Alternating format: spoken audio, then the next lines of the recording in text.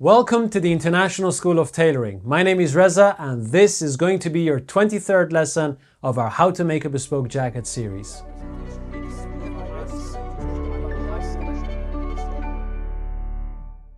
In the previous lesson, we learned about the simulation of gravity and the canvassing of a forepart regardless of its style or construction. In this lesson, we're going to canvas our Pagoda model for a based fitting. The canvassing that we're going to do for our finished jacket is going to be slightly different in that it has a few more steps, but we're not there yet. First, I want you to canvas for a base fitting to go through everything as thoroughly as possible. If you haven't made a traditional model yet, and you haven't seen the lessons on canvassing theory or general canvassing, please go back and watch them because you're going to save yourself a lot of frustration and confusion. So this is what we're going to do. First, we're going to prepare the forepart by pressing it along with the canvas. Then we're going to divide our forepart into the different sections. And last but not least, we're going to baste the fabric to the canvas. Are you ready? Let's go.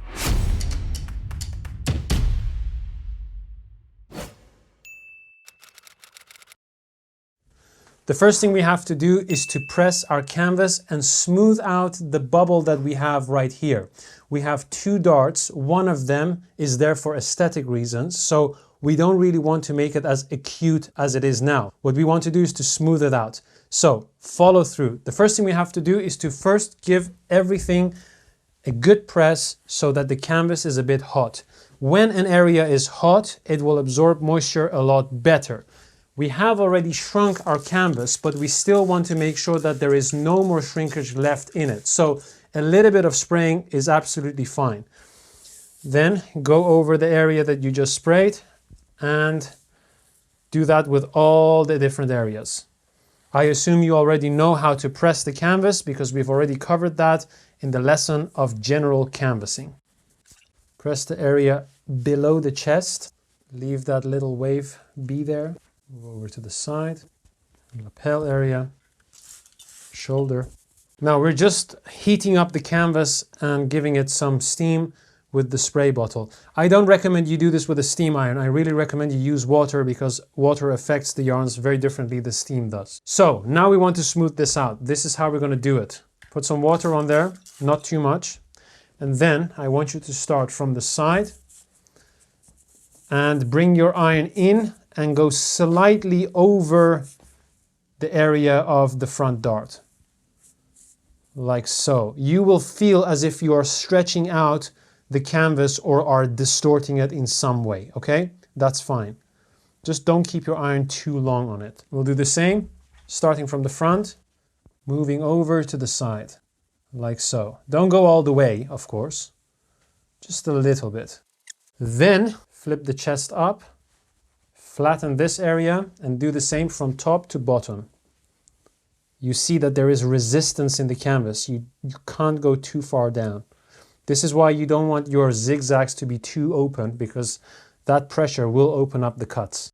Once that's done, you can already guess we're going to do the same from the bottom towards the top. Now don't use too much moisture because that moisture will remain already in your yarn. So just dry out the canvas while you're doing this.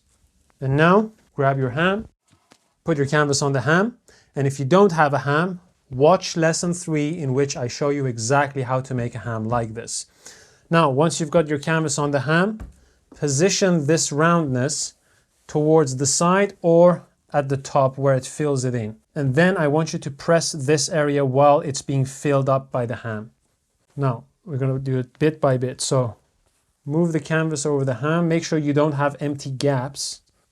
Smooth out the top to remove that cone-like shape. That should be fine. Remove your ham. If you lay your canvas on your board, you should have a smooth curve. It's not as cone and pointy like as it was. So once that is done, let's do the side as well. That's the hip extension area. Just be careful that you don't flatten this, okay? We need this to fill out the hip area on our fabric. So now that everything is smooth, let's put this on the side. You can put this on the edge of your board like this to prevent any creases from happening and press our fabric. Grab your fabric, bring up the wrong side of the fabric and start pressing. Now, usually I do not recommend you use any moisture if you're making a fitting with linen or cotton. But because this is a practice jacket and I want you to be able to assess your canvassing well, it's okay to use some moisture to make sure that this pleat is completely flat and your seams as well. If you want to use a little bit of moisture or steam, go ahead and do it. But if this is a real fitting for yourself with your own materials and you really want to make the best of it, don't use steam because it may make some of the creases permanent. Just a little bit of a mist. This is what I want you to do. Simulate gravity, clear and flatten the front edge. Slowly and gently move towards the chest, but do not go over the chest. Press the dart. Here, however, at the bottom, you can move all the way to the side and flatten the dart as much as you can. Gently go towards the hip, but do not go any further than your seam. Naturally, your grain will distort here. At the moment, that's fine. That won't affect your work negatively. Then move the chest towards the front, just so that we don't lose it. Flatten the side and press the sides. Again, do not move any further than your seam when you get to any area where you have a bubble or length. Simply work around it. Here we can bring the iron in from the other side. Now for this area we want it to be smooth, so you can open it up a little bit and just fade your iron into it without flattening anything. All right, now right side up, time to mark. Simulate gravity, flatten the front edge. Keep the chest where it is, flatten the sides. Naturally you will have a small bubble here and of course a bubble right here on the hip, like so. Simulate gravity again, time to mark. Let's first separate the shoulder from the body.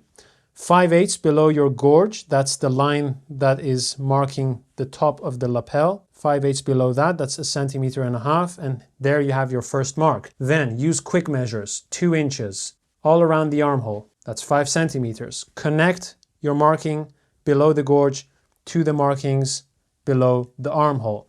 I don't want you to mark as firmly as I am. I'm just doing it so that you can see exactly what I'm doing. Next one is going to be the center line. So flatten the front, take your ruler, put your ruler in front of the dart, parallel to the dart, and mark upwards, up until you meet the line that separated the shoulder from the body. Same thing at the bottom, parallel to the edge of the dart, straight down. It should be somewhat aligned with the grain of your fabric, like so. Next, we have the line behind the break line. First, let's actually mark the break line. So my ruler is 1.25 inches, which is the same as our collar stand. If your collar stand is less, of course, you would take your ruler, measure whatever your collar stand is from the neck point forwards. So let's say, for example, 1 inch, and you would connect that point to your first button. Because this ruler is 1.25 inches, I will align one of its edges, that's this side of the ruler, with the neck point. That will move me 1.25 inches over. If I follow that line all the way down to my first button, I will have my break line. Now, the mark stitches of your break line should already be in line with your ruler. Normally, what I do is I simply simulate gravity, flatten everything, and allow the fabric to lay as naturally as it can, and I just simply remark the break line. However, if your break line is off by 1 centimeter, you've done something incorrectly. You may have pressed the chest flat. So bring it back, let it align, simulate gravity again. You see how that's slightly moved? Let it go. And now remark, whatever that is. If it's just 1/8 off, that's fine. That's our break line. Next line is going to be 1/2 inch, 5/8. That's 1.2, 1.5 centimeters behind the break line. Again, from right where the shoulder separates all the way to the first button. Then we want to continue that line, same width, same distance from the front edge downwards. 1.5 centimeters over from your mark stitches on the front edge, and that should be that. Now you can just freehand the rest of the line, follow along the curve, flatten the lower half of your forepart, and go all the way to the edge of your inlay. That's the inlay that you have here on your side body panel. Now it's time to pin our forepart on our canvas and assess. Bring the canvas in. Simulate gravity, flatten the front edge. Now lay your fabric on top, and the first thing we're going to pin is going to be our dart. So lift the sides up and match your sewing line on the intake line. So the intake line of the fabric matches the cut of the canvas, and the sewing line matches the center of our dart. That's where the two cuts are joining. Move this over. Be careful you don't stretch the fabric. Just let it lay right in the center. Hold your fingers, flip the fabric over, fingers in front, and now it's time to pin the top and the intake point of the dart. Don't try to pin right on the dart. There will be a lot of bulk. So that's that. Time to match the first button of our fabric to the first button marking that we have on our canvas. When we do that, the grain of our fabric should more or less match the grain of the canvas, because that's how we cut it. Simulate gravity and pin. Put your pin in the inlay area, away from your mark stitches or your sewing line. Now it's time to mark the upper or the lower part of the front edge. Doesn't matter, you can start with whichever. So let's start with the upper one. Bring the mark stitches of your break line over and make sure that this entire break line is flat. Put a pin and try to do the same right in the middle. Now a lot of this will automatically clear when we put the block behind it, so don't try to be too fussy about it. That's it. If you see any of this surplus, it may be alarming, but we can't say anything about it yet, because we are matching just the points that we have marked, which were exactly in the same place as our fabric. So let's assume that they are right, and then assess whether they are actually right, because a lot of things shrink and change while we are working on these materials. Flip the fabric over very carefully. Don't do it too harshly to lift up your canvas. Allow everything to just lay flat. Now, this may be a bit tricky. Our focus is on this area, so try to get this out of your way and don't allow it to pull the canvas back. Just let the canvas lay as naturally as it does. Bring this a little bit in so that it's not pulling, and then clear down once. You'll see that once you do that, any more clearing will not affect the position of the canvas. We're going to do the same thing with our fabric. The focus is on the front edge. Get everything, you see I'm holding this in a way that it's not pulling the front edge back. Just allow this to rest. Bring this a little bit forward, right on the side here. Now, clear downwards. You see, once, twice, that's it, nothing moves again. Pin the bottom and the middle of the front edge. Now, one of the things that you may have noticed is the consistency of the pins doesn't really matter once you've done the dart and the first button, because it's that L shape that you want to get fixed first. Once you get that fixed, everything else, you can do maybe a pin lower or pin higher, 2 extra pins. That doesn't really matter. The main thing is that you pin the actual areas that we marked: break line, button, dart. Let's put a pin right in front of the dart at the bottom. Let's put a pin right in the middle of the forepart on the surface, and one at the bottom. This, again, we have to assess a little bit later on. But as for now, it doesn't really concern me. So if your canvas is looking roughly the same, don't worry. Let's continue with the rest.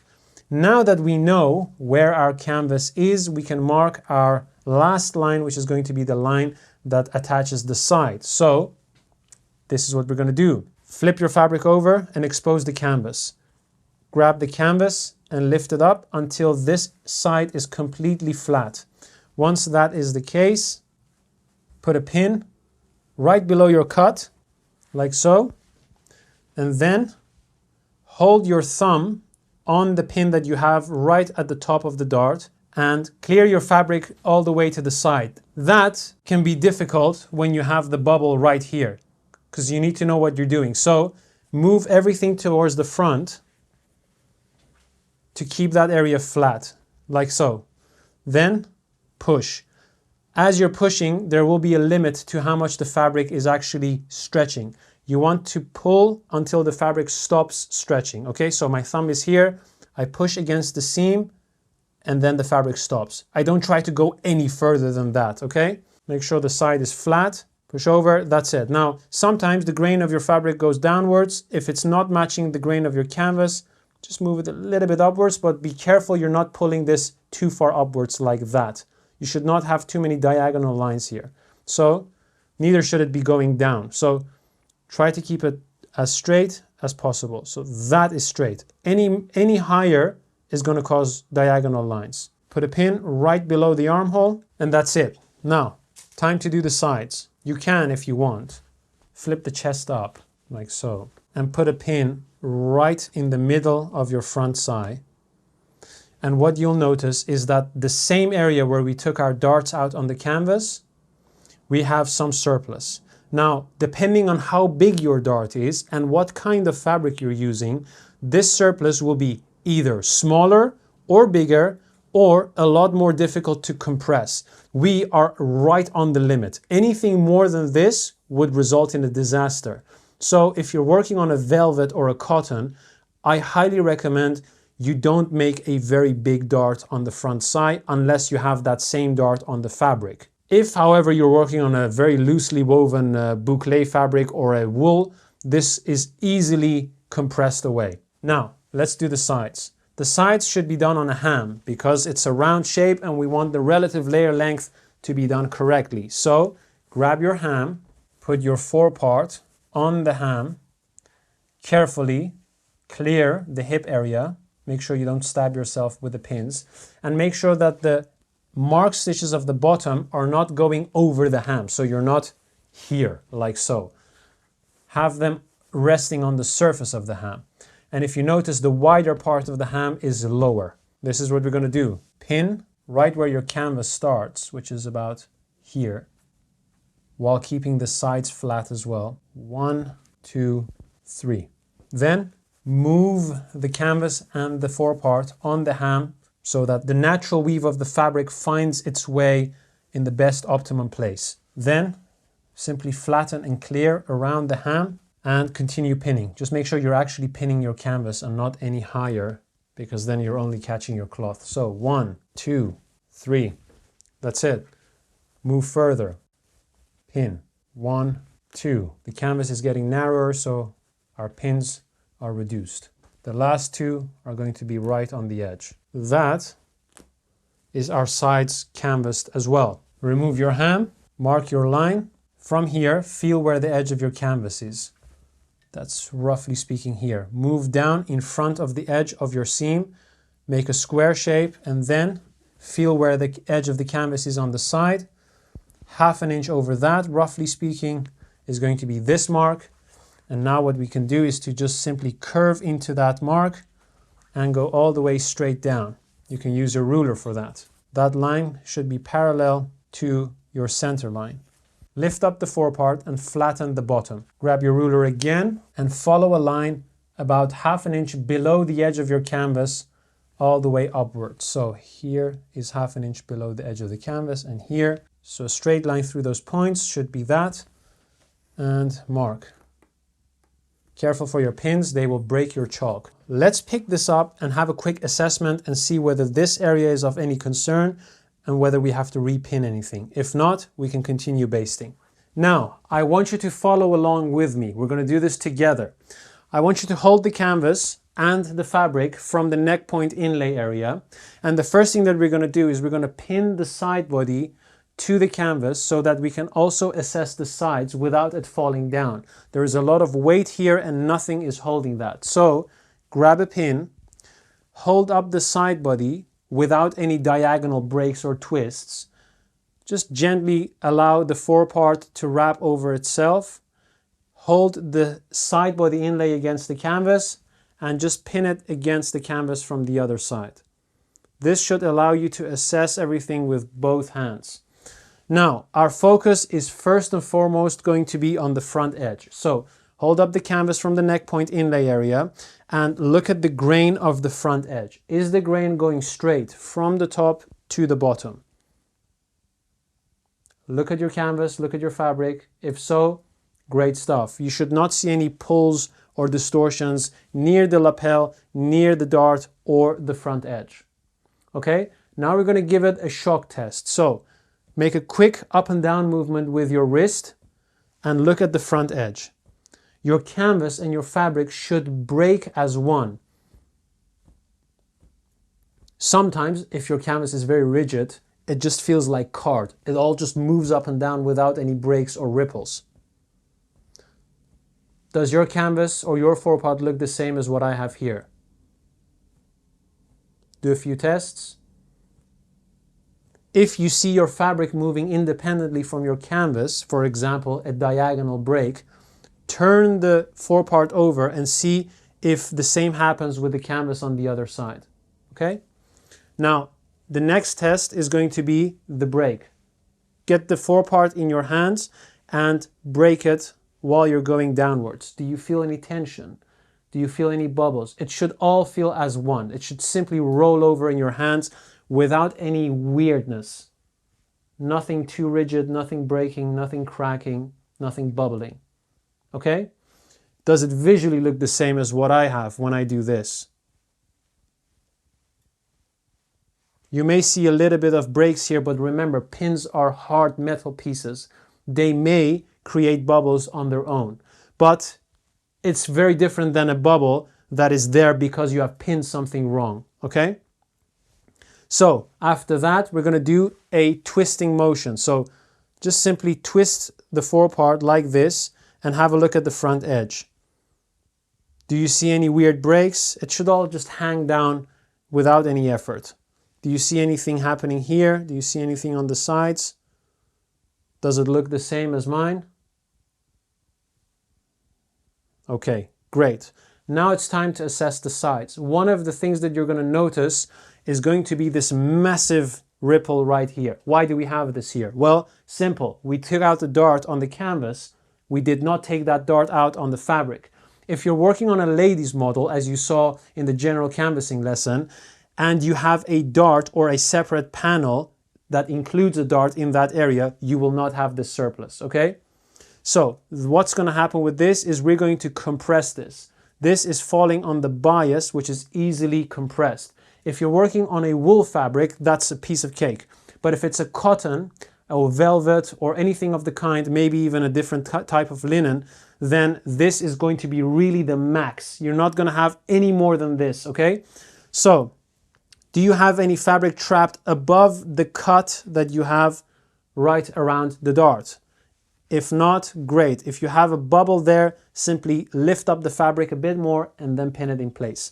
Also, there should be a little bit of tension on the fabric here. Remember, we shortened the fabric so that by the time it stretches over time, it rests flat on the canvas. We do not want to have surplus fabric floating around there. So if you put your hands behind the side of your canvas, you should feel a slight bubble in your canvas and a lot of tension on the fabric here. That's normal. Now, let's look at the sides. Again, break the sides in your hands. This area that you see this breaking here, that's because we have very little going on here, plus we have the rigidity of the canvas. And that's not going to be a big problem there. So just follow straight down all around and see whether the canvas and the fabric just roll and curve in your hand. Compare the visuals. Does it look the same as what I have? Remember, we have a seam overlap here, so that there's extra rigidity there. Go all the way around. And if you don't see any bubbles, the last thing we're going to check for is, of course, the inside of the canvas. Can you curve the canvas without creating bubbles between your pins? You can also do this on your board, which is a lot easier to do. Okay, if there are no bubbles or if you see bubble, just press against them and see if they flatten in that curve shape. If so, it's time to do the baste. Remove the pin above the side body and prepare your needle and your thread. Now, I can understand that there is a lot going on here and you may not be confident enough about whether you've done it correctly or not. Hanging the canvas from the neck point should be a good indicator, but there are a few other indicators that you can use while having the canvas on your board. One of them is, do you have roughly the same amount of inlay around the edge of your fabric compared to what you allowed for it when we were cutting out the canvas? Remember, there is some tolerance in movement. For example, here we have a bit more at the bottom than we actually cut out for it. I think we allowed for like 5/8, half an inch all around. But now it's slightly moved, but that's okay. Things can move around, but If you end up with like 2 inches of inlay when you have only allowed ½ an inch, that's weird. I mean, this is pretty good all around. So that's one indicator. Is it more or less the same as you marked? The other one is going to be related to the hip area.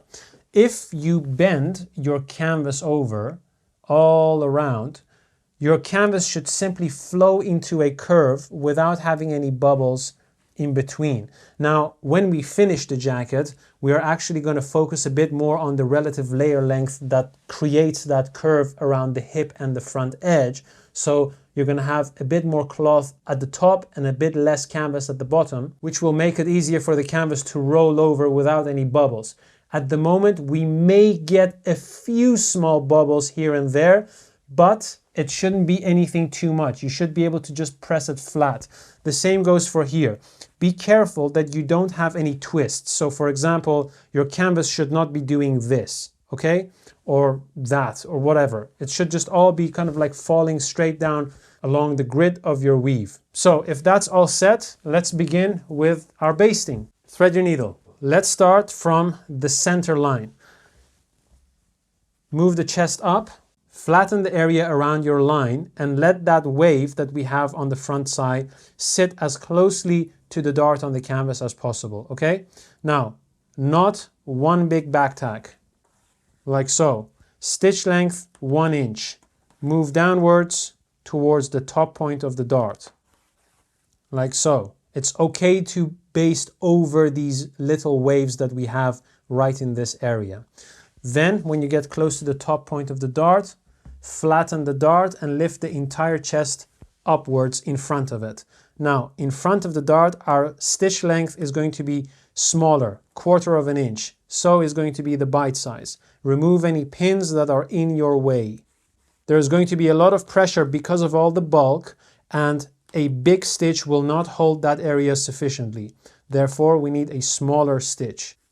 Simulate gravity, just to have a good overview, and continue.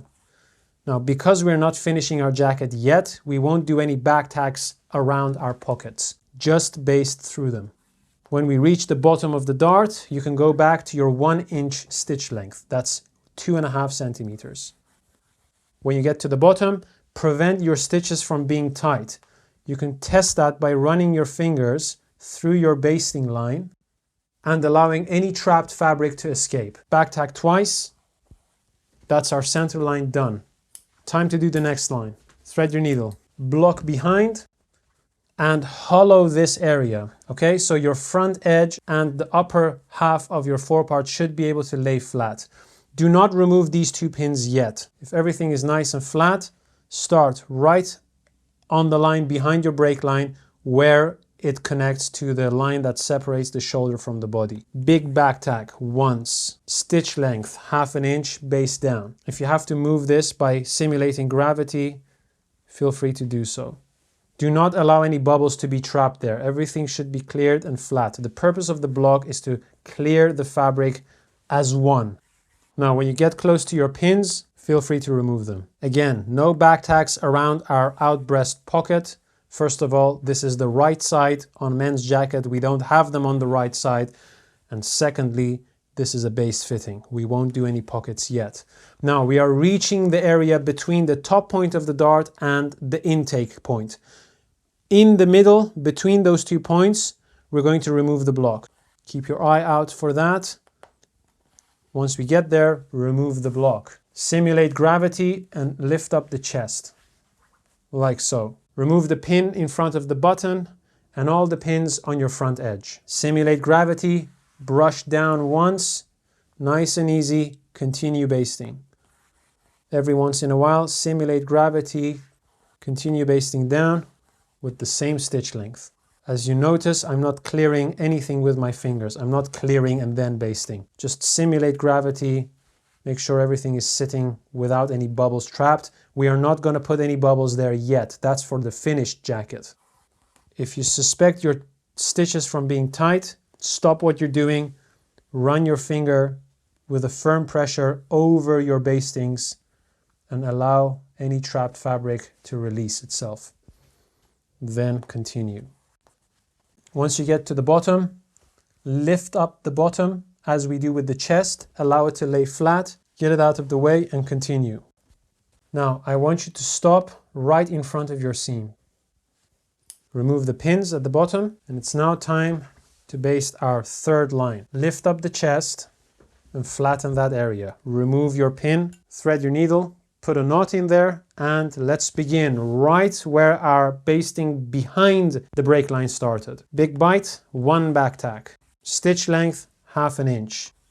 As you're curving towards the armhole, get the block and put the block right in front of the jacket and allow this entire area to lay flat and clear.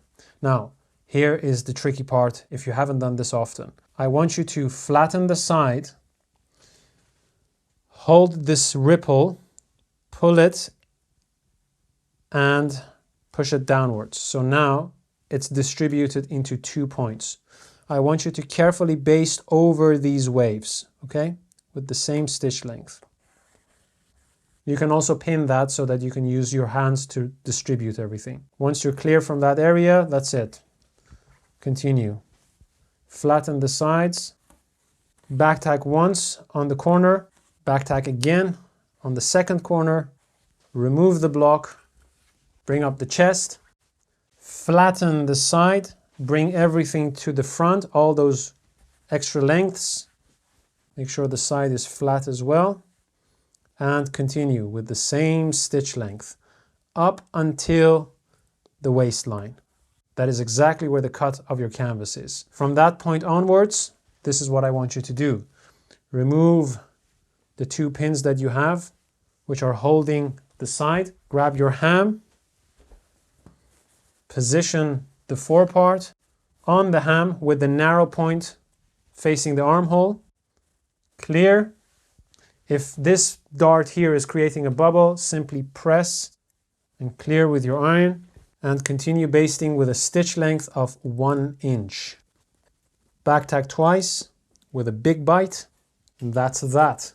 Thread your needle again. Move the hip area over, remove the next 3 pins, and I want you to do 1 baste next to your top stitch that you have on your seam, about 1 centimeter or 3/8 away from it, right where your line is marked on the top edge of your hip canvas, starting with a big back tack and a knot, and a stitch length of 1 inch moving downwards.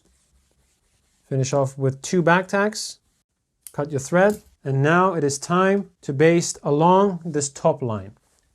Position that top line on the surface of the ham, start off with a knot and a big back tack, and baste with a stitch length of 1/2 inch while you are moving the hip area over the ham.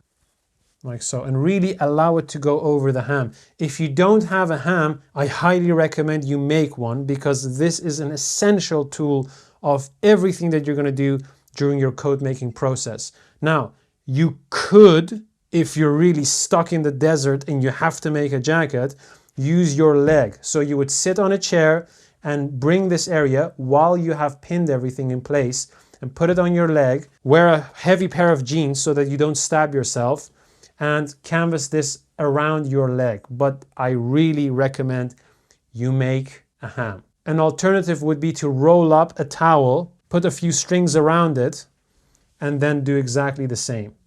Some guerrilla tactics for you.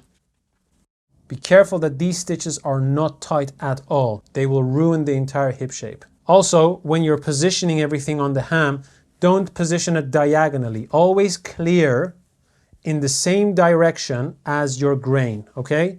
Respect that grid and very little will go wrong. As always, remove the pins when you get close to them and continue basting. So 1/2 inch in front of your edge, baste down, but first do a back tack and then move downwards. Back tack again, and now baste all the way to your underarm seam. Back tack twice with a big bite, and that's it. If you notice, I have loose bastings in this area. If you remove your ham and run your fingers a few times over them, they will settle and distribute evenly across that entire line. Any tight stitching in this area is going to flick your hip piece the other way around and make assessments very difficult. If it's too loose, you can simply use the back end of a pin and just pull over, pull over, pull over to the other side, redistribute like so, and let them be there as happy as they can. So let's remove the pins and give it a press before we assess it with the base stitches in. Take your block. Let's start from the side. Get some moisture in there and very carefully press the sides of your canvas. Be careful that you don't have any fabric pleated or folded on the other side. You can go slightly over the bubble around the hip, but not too far over. Press the sides and then move the block over again towards the side and press the front. The idea here is to just introduce some steam through the spraying of water into the fibers of our canvas and our fabric. We will dry it off when we do the top pressing from the other side. I can understand that many of you will be very careful during this stage, trying to do everything all correctly and not messing anything up, but play around with it, really. Don't be afraid of messing it up. You know, sometimes you just have to play without due care. Test the limits of your material, see what is actually bad, what is good. Remove the block, bring your ham, jack it on. Use a pressing cloth, ideally. I'm not going to use that so that you can see what I'm doing. And start pressing the upper half of your forepart. Make rotating movements on your ham. I recommend you use the ham that I'm using, not a round egg-shaped ham, because that's not going to really represent the body. Just make rotating movements. The heat may change the color of your fibers, but that's all going to go back to what it was once it's cooled down. So after a few seconds, move over to the side. You'll notice that we've got a small pleat here. We have to remove that, so I'll use some moisture there. And have the dart on the edge of your ham and slowly introduce the iron and compress the wave that you have here towards the front side. This is on the bias, so it should be very easy to do, even on a linen or a cotton. If it's a wool fabric, it's really not that difficult. Now, a bigger dart will of course create bigger surpluses here. So I highly recommend you are very careful with the size of the dart that you're taking out. If it's too big, it may be impossible for you to compress because there is also a limit to compression, even if it's on the bias. So go over that area, straighten the sides while you're pressing everything on the ham, and then carefully move your iron towards the center. We still want to smooth out that dart. We do not want to have a cone shape. Although it's quite smooth, we can do even smoother. So you can bring the top of the ham towards the chest and just press the chest right on the top and move downwards and press the rest of the dart. Now let's move over to the side. There's no need to use any more moisture than necessary because the pressing we did from behind already has introduced some moisture into the fibers. We just want to dry it off. So work around the length that we have on the waist and of course the hip area. Now normally I assess the canvassing before I press, but that's only because I can see through a few things that may look like a mistake to you. If you have experienced eyes, you can tell whether a bubble or a certain wave is actually a mistake or is simply there because nothing has been pressed. But because we're doing this together and I don't know at which stage you're at, I assume that you have little experience. So we're going to press everything so that everything is smooth, which gives us a lot more clarity during the assessment. Now that you've basted everything, you won't see those tiny distortions that pins create, which is great because now everything looks smooth and you have a better overview of what the fabric is doing in relation to the canvas. Hold up your canvas from the neck point inlay area and pin the top of the side body against your canvas only. So make sure that nothing is pulling diagonally and pin through the canvas.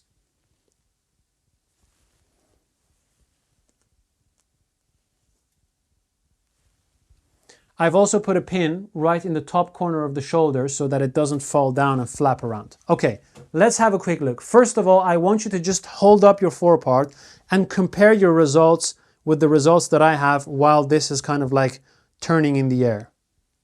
Look at the front, look at the sides, look at the hip area, and of course the back. Once you've done that, look at your grain. Is your vertical grain going into a straight line? You should not have any pulls or distortions around the dart, the lapel, or the front edge. Okay? So after that, give it a shock. Compare your results with mine. Everything should feel a bit more stiff. When it goes up and down, it's really as one rigid cardboard almost. This is of course affected if you're using a heavier canvas or a lighter canvas, but in general, once you've basted and pressed everything, it's all a bit more rigid. Okay? Once you've done that comparison, do the twist. Compare.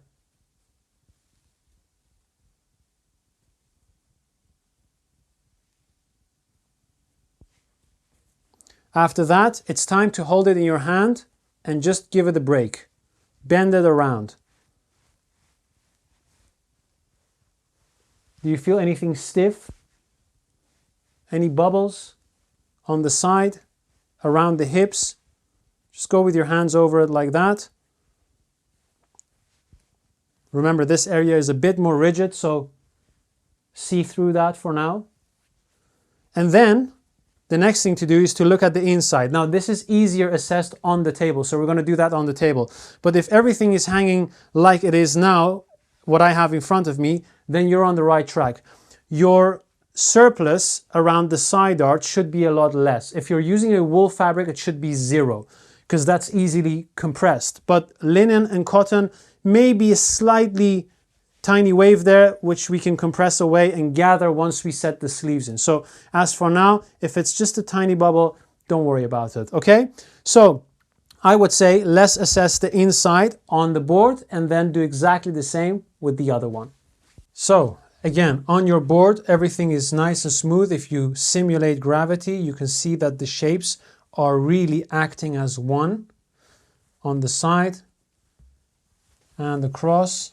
You should have a little bit extra room here on your cloth compared to the canvas, but what we are really looking at is, of course, the inside of the hip area. So what I want you to do is to lift up this area and see if you can create a concave surface with your hands. It may be normal for you to have a few bubbles here because we have basted everything flat.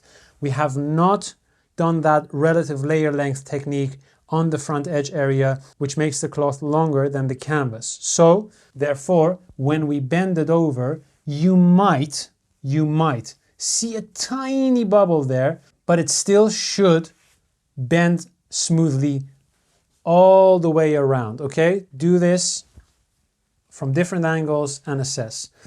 If you don't have any bubbles, then you're good. The next thing to do is, of course, going to be trimming of the inlays. Be very careful with what you're cutting. Do not cut any fabric. Just make sure that you're cutting all the frame parts of your fabric, and that should be it. So let's do this. So as you can see, I'm trimming everything along the edge of my fabric, including the armhole area, but do not trim anything on the side here. So, and that is the canvassing of one of our foreparts. What I recommend you do is canvas both foreparts before you trim your inlays, assess them together, see if they look different, and once you're kind of confident about the fact that they look similar to what I have and both of your foreparts look the same, then go ahead and trim around your canvas, because you still want to be able to recanvas if you're not sure. So don't quickly jump onto trimming inlays. If for whatever reason you're still struggling with canvassing and something just feels off and your results don't look like mine, I recommend you go back to the previous lesson and watch the part where I show you some of the common mistakes that may happen while you're canvassing. If you've gone through that and everything is fine, then good. Let's do the same to the other forepart. So that's the canvassing of our other forepart. Now I want you to lay your forepart on your board, simulate gravity, flatten the front edge and the upper part of your chest. Then I want you to flatten the sides here and the sides on the side body, which should give you a small bubble in this area. Bring all your suppression length to the side. You should have a little bit of a ripple here, which won't be an issue. If you're using a wool fabric, it may already be gone, but that's for later when we set the sleeves in. And if you just feel on top of your canvas around the chest area, front edge, the sides, the fabric should feel as if it's glued to the canvas. So you don't have any excess bubbles, there is no tension, everything just sits on top of one another as if it's one layer. All right? If what you have looks like this, congratulations, you've done a good job on canvassing your forepart and you're ready to take it to the next stage. You're starting to get a glimpse of what your jacket is going to look like, and it's going to be an incredibly rewarding part of the coat making process. I know it may be a bit slow and a bit frustrating, sometimes even annoying as you're trying to memorize all the steps, compare your results with mine, but soon you'll be able to enjoy it a lot. Now, if you're struggling with a few mistakes here and there while you're comparing your work with mine, please go back to our previous lesson in which I cover some of the most common mistakes that apprentices make when they're going through the canvassing process. That should help you a lot. You know, it takes an average apprentice a few months, if not years, to fully grasp the concept of canvassing. I've tried to break everything down for you in a few lessons, so please don't skip them. You'll be betraying yourself. For best evaluation results, follow these lessons with materials that are very similar to the ones that I'm using. Don't just jump onto a velvet or a heavy thick boucle. To help you with this, we have created a bundle for each model which you can easily get from our website. We ship to almost every country in the world to help as many of you as possible. Simply click on the link in the description of this video and equip yourself with a bundle. It'll be worth it. My name is Reza, this was today's lesson, and I look forward to seeing you in the next one. Take care. So, this is what we're going to do. First, we're going to press the canvas